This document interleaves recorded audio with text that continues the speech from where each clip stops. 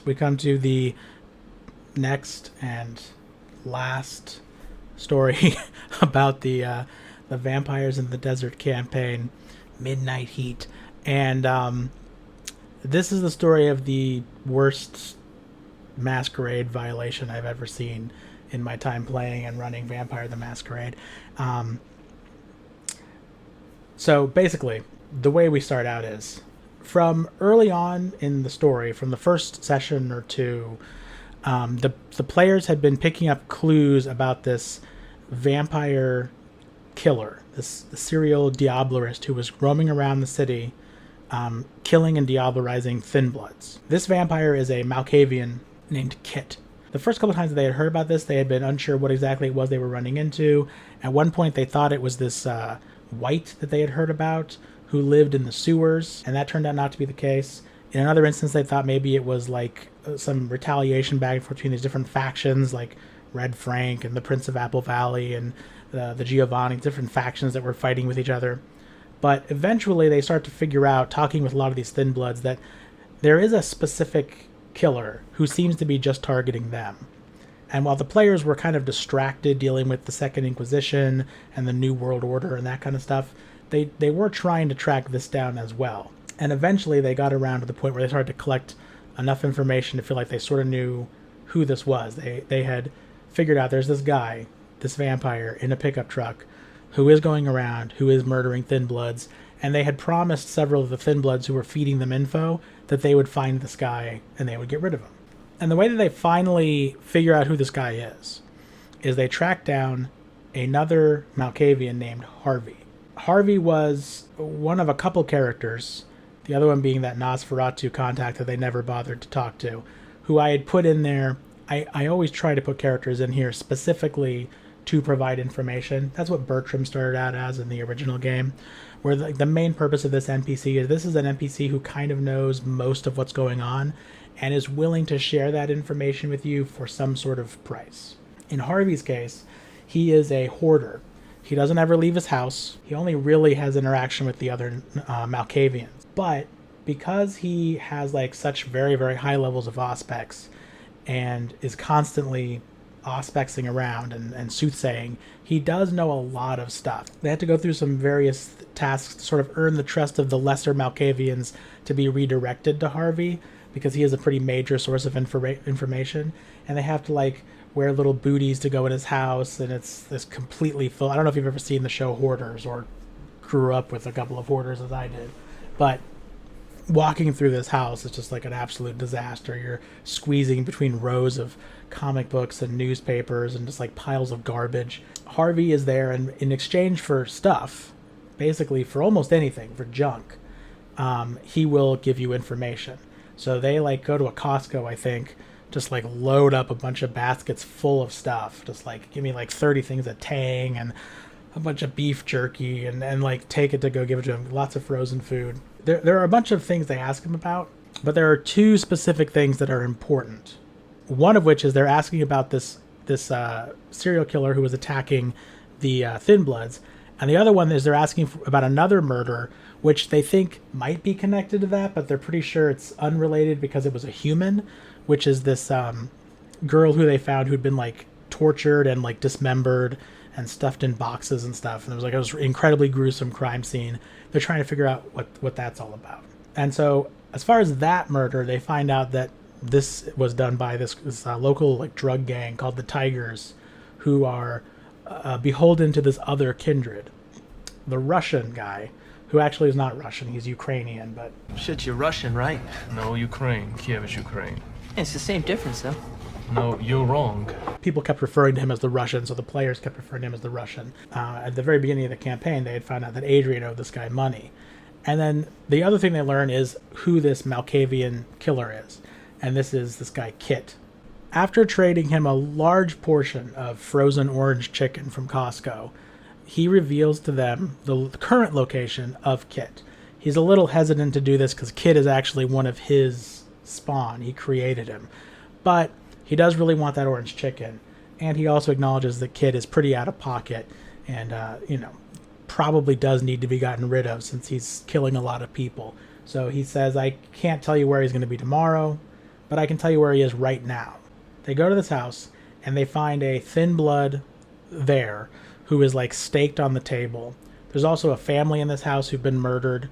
And when they unstake this thin blood, he starts screaming and is telling them that this vampire kid is here killing him. It's getting pretty close to morning. They had to zip over here into the morning enough that some people are waking up. And they're in a suburban neighborhood. There are houses everywhere. They try and grab this guy and get him to stop screaming. But they are all in the house, except for Stella Luna, who is sitting outside. She is sitting in the car, like waiting for them to investigate. And while she's sitting in the car, she's not running Auspex, so she doesn't notice the Malkavian, who is obfuscated, just walk up to her. He sees her there, and he punches through the window of the car, grabs her, and starts trying to drag her out of the car. Now she panics, and understandably, she like turns, touches him, and hits him with Cauldron of Blood. I mentioned this earlier, but like the blood boil ability is really bad. Not only does it do massive amounts of damage to you, obviously, it also, because it explodes, you're throwing like boiling blood out of your body. So it also does splash damage to anyone standing near you. She just kills him outright. Like his whole body erupts and just throws boiling blood. The problem with this is that she's out on a sidewalk in a suburban neighborhood, and she just caused this guy's body to rupture, throw blood everywhere. He collapses on the floor. There's already a dude inside screaming his head off, which has already woken up neighbors and has already set off dogs barking, which is waking up more people. And now this guy explodes after she has also been screaming out in the sidewalk. And now a lot of people are waking up. There were several rounds of chaos and confusion as everyone starts running in different directions, trying to like shut everything down and hide what's going on. But partially because there's just too many people kind of alerted to this, and partially because the players don't really act in any kind of coherent way, it doesn't really go anywhere. Like I think Emil jumped into a yard and tried to like grab a dog to get it to stop barking, and then of course people in the house look out the windows or walk out onto the porch and see this giant like guy who looks like he's out of like a hair metal band from the 80s fighting their dog. Ashley runs out and grabs Stella Luna and is trying to, I think, drag Kit's body back into the house. But of course she's a Nosferatu, and also she doesn't wear any clothes. So people look outside and they see what looks like a giant living, like, you know, the spitters from Left 4 Dead, right? She looks like a spitter from Left 4 Dead. I think Ashley like grabs Kit and drags his bleeding body up the sidewalk to the door. Then the others run out like, "What are you doing? We're leaving." And she drags him back across the lawn to the car. People are coming out of their doors and looking at them. They see one woman, I think it was a woman, who like is looking at them, and she like picks up her phone and like trying to take a picture. And then Malin like runs at this woman and beats the shit out of her and grabs her phone. And I thought she was going to just break the phone, but instead she puts it in her pocket. I had already rolled to see what this woman was doing, and she was like putting it up onto Facebook to like live stream this video of like, look at what is happening. So Malin sticks it in her pocket. So now you just got like this stream running where you can't see anything, but you still have audio. They load into the truck and they drive away. And they have to go to sleep really quick. They wake up the next night, and immediately Stas gets on the computer to see how bad this is, which is the point at which they realize that this live stream was running for quite a while in Malin's pocket before she finally was like, "Oh, write that phone," and broke it. So they have a bunch of witnesses who saw like a person being murdered and dragged up and down. Several people are saying that they saw some sort of like deranged homeless woman or Bigfoot or some weird creepy monster. They also, of course, the police are there, and they have found the murdered family in the house. They have pictures of their car. They have like partial license plates and descriptions of it. And worst of all, they have this live stream video where you see Malin relatively clearly on this video, as well as some glimpses of the general violence. Of course, it's a person taking a video with their phone, so it's kind of like, you know, So it's a pretty big disaster. Looking at this, I was like, man, this is gonna be a real problem, isn't it?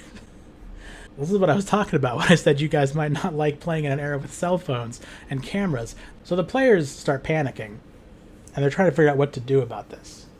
And right as they're trying to figure this out, they get like an email from Bertram telling them, you need to get to fucking LA right now. And so they drive down there to talk to them. They have a little conversation with Bertram, and Bertram is like, okay, we're trying to deal with this and like reach out to the police up there. You guys have contacts in the police, right? We sent you up there to run that place. Like, no, we don't know any police. He's like, cool, okay. Who is responsible for this? They're like, yeah, I don't know. Now, what makes this way worse is that right about the same time this had happened, they had gone and they had talked to the Russian. They went over to talk to the Russian about these murders involving this dismembered girl. This gang of drug dealers who he has, they had killed and dismembered this girl. They had also had another girl with them who witnessed it all, and she had then turned herself into the police because she was freaking out. And the way that they originally got onto this was they had heard that this girl was apparently seeing a ghost. So they went to investigate. It turned out she was not seeing a ghost. She was just having like a mental breakdown from the guilt of and the trauma of like seeing this other girl that she knew being tortured and murdered. And she was like imagining the ghost haunting her. They talked to this Ukrainian guy, Ilya. They had like a semi-cordial conversation. We just want you to understand this is potentially a problem. You should probably do something to clean up this witness. We don't want to deal with it. It's not our mess. So right about the same time, the same day that they are sleeping, right after this big Masquerade violation where they get caught on camera, Ilya has sent his ghoul to the hospital to kill the witness. And I rolled to see how well she did. And she gets spotted and gets into a fight with like a nurse, and then gets into a fight with a security guard, and then gets into a fight with a cop. Not only do they have this massive murder in the suburbs, which got caught on camera, when they talk to Bertram, they find out that there's also now video circling around, security footage, and the police are now investigating this girl who they recognize. They're like, that's the fucking like bodyguard that was following that Ukrainian guy around. We've seen her. She like goes into this hospital, murders this witness, and then beats the shit out of and badly maims a bunch of other people. And they have video of her like beating a cop up and like I think running through a set of like those sliding glass doors. It's like straight through the fucking pane glass and out into the parking lot.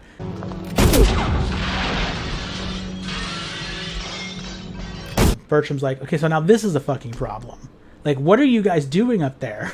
You were supposed to make things less stupid. What is going on? What then happens is, what I guess in retrospect was a bad idea, a stupid thing for me to say. At the time, I thought this was a good thing. I was like, this will fix the situation. I told them, look, I had Bertram tell them, look, we can clean this up, but people are super pissed, right? This is on the internet, so it's a big problem. Someone needs to take the blame for this. Because you guys have done us some good turns recently with that shit with that blood demon, I'm willing to overlook this. Whoever is responsible for this needs to be brought here to be punished. So you guys better find whoever's responsible, right? You're going to find the person responsible and bring them to me. And they're like, yes, we definitely will. It's like, okay, quick, 24 hours. We need whoever is responsible. And they're like, yes, whoever is responsible. Now, of course, they live out in the desert where there are a bunch of fucking yahoos, many of whom have no kind of connections or contacts to anyone, and who could easily be blamed for this. And I assumed that's what would happen.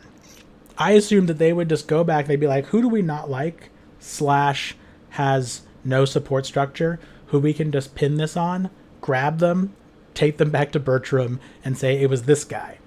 But what the players decide is, we're going to blame it on the Ukrainian. No, you're wrong. It's understandable to an extent why they chose this. I mean, first of all, he was partially to blame, right? Like, he is the guy who sent his ghoul into that hospital. Secondly, they already don't like him very much. They view him as a competitor. They had been told multiple times by Adrian that he was trying to kill him. When they first heard about this guy, they just heard he was a Russian. Then they found out he was actually Ukrainian. Then they found out he was a Ventrue.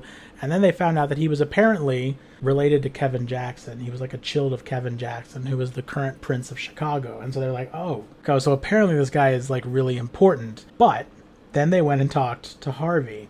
In talking to Harvey, they had started asking questions about this Ventrue. And I had not necessarily expected them to ask him these questions, but they happened to ask questions. I can't remember specifically what it was that they asked that led him to say something that was sort of suspicious about the guy, that then asked them to follow up like, well, wait, who is that guy? Like, asking something that Harvey said to them that made them trigger on like, oh, wait a minute, that makes it sound like he's not actually who he says he is, that he's not actually a Ventrue. Is he not really a Ventrue? And Harvey is, I think, the only person in the entire desert area, and one of the only people in the continental United States who happened to be aware of the fact that, no, this guy isn't a Ventrue. He's not the child of Kevin Jackson. He works for Kevin Jackson, but he's not part of that clan. He's a Zmeets. Surprise, motherfucker. Originally, he was like an old Zmeets, the old clan Zmeets. So not associated with the Sabbat. He came over to the United States in like the 90s, ended up working with Kevin Jackson, and then Kevin Jackson, to protect him, just claimed that he was another Ventrue. And over the years, this has just become an accepted thing. Everyone in Chicago knows who this guy is and thinks like, oh yeah, that guy. He's like some Russian gangster. He's Kevin Jackson's child. He's muscle for Kevin Jackson. They don't question it. No one thinks that he actually is a Zmeets. He's gone to great lengths to keep this a secret. Harvey only knows because he's a Malkavian who happened to stumble into this information through, like, the Malkavian shit. The players, when they find this out, I was fine telling them because I thought this is an interesting thing for them to know. But the players really ran in the opposite direction of what I thought with this. The direction that the players ran in with this was like, oh, he's actually a Zmeets. He's not really a Ventrue. Meaning, he's lying about being connected to Kevin Jackson. So if we throw him under the bus, that will make it way easier for people to blame him, because they'll just see it as another thing that he needs to be punished for. The reality, of course, is that would not have worked out for them, because, and admittedly, they didn't really have a way of knowing this for sure, but Kevin Jackson is not unaware of the fact that this guy pretends to be his child. You can't expose him without also exposing Kevin Jackson, meaning that, no, Chicago isn't going to be happy that you revealed this. Chicago's going to be furious. They're going to deny it, and they're going to demand that you be killed in order to maintain the secret. Because by saying that this guy isn't Kevin Jackson's child, you're calling Kevin Jackson a liar, and he can't stomach that. It's a huge problem for them. They didn't seem to catch that. They didn't figure that out. But more importantly, they were never supposed to fight with this guy because he was way outside of their weight class. He was a much older vampire than them. He's also a Zmeets. He has all kinds of fuck-off powers. He has horrid form and potence out the ass. He's just not someone that they're intended to do battle with. But they decide, he's the guy we're going to frame. We're going to roll up on this guy's house. We're going to ambush him. We're going to beat him down, stake him if we can, kill him otherwise. We're going to drag him back to LA, and we're going to present him as a sacrifice. This is the guy who broke the Masquerade. We're innocent. I had a feeling that this would probably not work out. And a lot of times I think that my players are going to get themselves killed, and they pull a horseshoe out of their butt and they're okay. But in this case, that didn't quite happen. They rolled up on this guy's house, all 5 of the players. They also brought Adrian and Stonedry with them as backup. They quickly dispatched with all of his human gangsters who were hanging around. But his ghoul was another issue. This ghoul, the same girl who took out the people in the hospital, is not a normal ghoul. She's a Schlotka, even though she doesn't look like a Schlotka. She's flesh crafted to look basically like a regular person. But being a Shlatka, she has a bunch of armor. Like her skin and bones are like solid armor, and she has a lot of potence. And she's also completely fucking mind wiped to the point that she has no sense of like self-preservation. Ashley, the Nosferatu, ran up and grabbed this girl and like put her in a bear hug. Was like, I'm gonna fucking crush her. As like starts crushing her, and the ghoul like pulls out a grenade, and Ashley's like, what are you gonna do with that? And the ghoul just like sets the grenade off in her hand. It's a incendiary grenade. She just sets both of them on fire, which fucked up the ghoul real bad. But it fucked up Ashley worse because vampires do not like fire. And as soon as they break into this guy's house, they come charging in. They come crashing through the windows like the fucking Three Musketeers, like, here, let's go, fucking motherfucker. And this guy immediately, he just like stands up and just like goes into horrid form. You think you can destroy me with your eyes?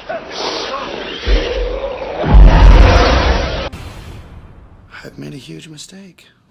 This battle was a complete one-sided beatdown. Ilya kills Malin, I think, almost immediately. He just grabs her, just tears her apart. Then he immediately kills the other Tremere. He goes for the Tremere first, obviously, because he's a Zemit, so he hates Tremere anyway, but also because they're the wizards, so you take them out first. The Zemits try to blood boil him, and I think that they did, but it wasn't enough damage to kill him.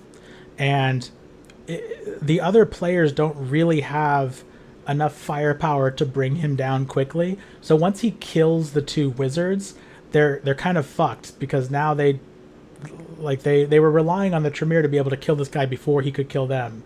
And now he's like flying around in, Chiropteran Marauder form.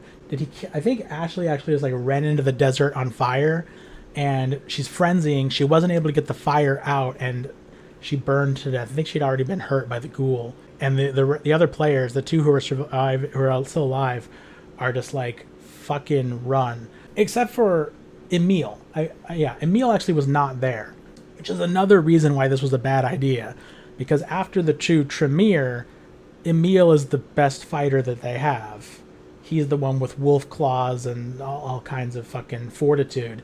He's the one who probably could have gone toe-to-toe with the horrid form at least for a few minutes or a few rounds, but he wasn't there because the player wasn't there that week. So it went super, super bad. Stas, who at this point, with Emil missing and 3 player characters have been killed in about 5 rounds, Stas runs the fuck away, just like runs as fast as he can.